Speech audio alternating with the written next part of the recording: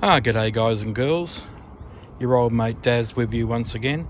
Now today I'm going to be swapping over the low beam light globe on my 2009 SsangYong Rexton.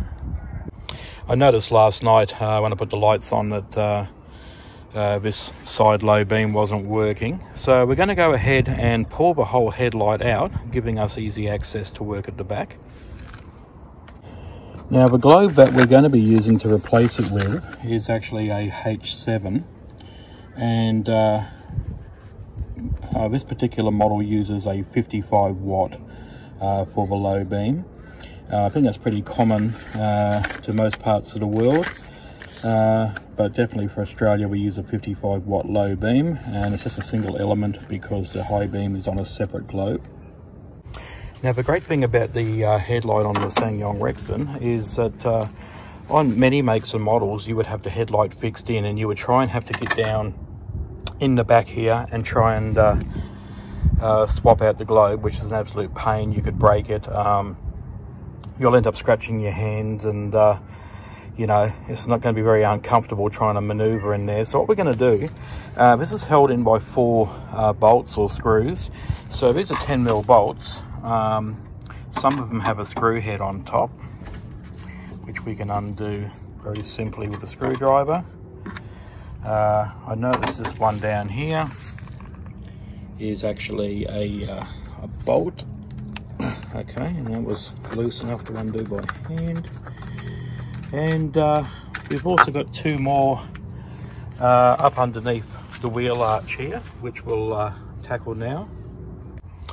So now with those 2 10mm bolts removed, we're now going to go around to the side here to the wheel arch, and hidden up in the top up in here you'll see that plastic door with a bolt down the bottom, a 10mm bolt. In fact, I think it's a bit smaller, it could be an 8mm, I'll let you know. But to get access to that, I'm actually going to start the vehicle up, and I'm going to turn the wheel inwards, so giving us clear access to get to that particular bolt, because there's one more concealed in there as well. So now with the wheel turned in, we have a lot more room to get our hands up in here and access this bolt here, which happens to be an 8mm.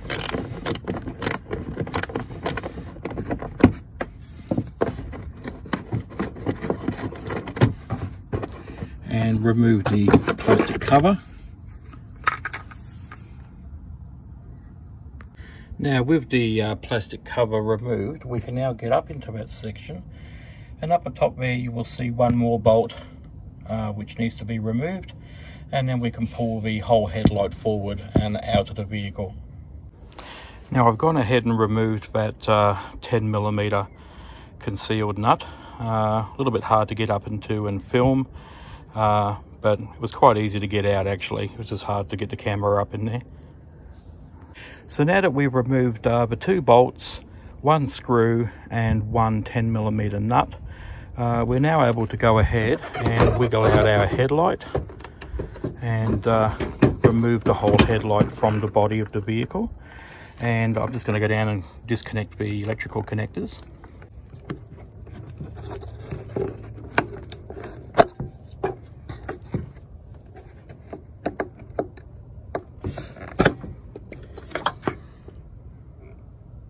And now we can take the whole headlight assembly out of the vehicle and find a nice workplace to install our new globe.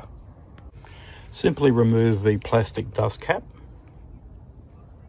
then remove the electrical connector.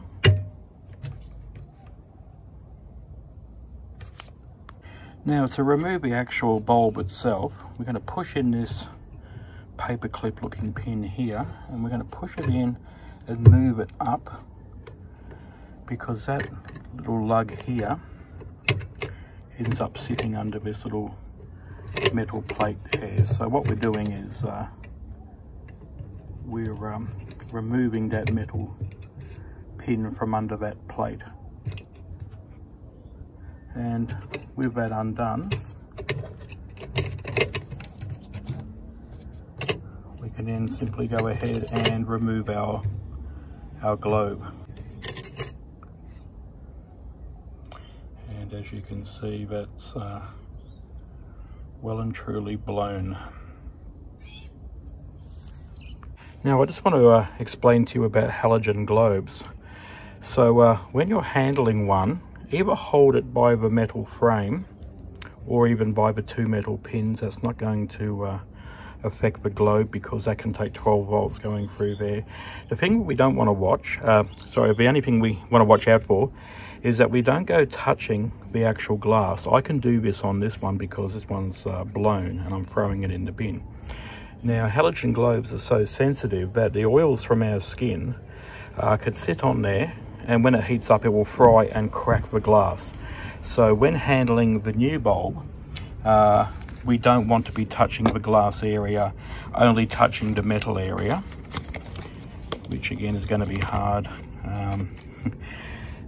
with one hand. But here's our new globe. You can see that it's nice and intact, and I won't be touching the glass area while I install it back into the headlight. So you'll see here on the top of your globe that there is that little lug here, and that sits between those 2 pins. That's how you know that you've inserted it correctly. You want the metal lug to sit in between those 2 pins up the top, and then we're ready to close the metal connector back up and lock it back into position like so. Now we're ready to go ahead and hook the electrical connector back up.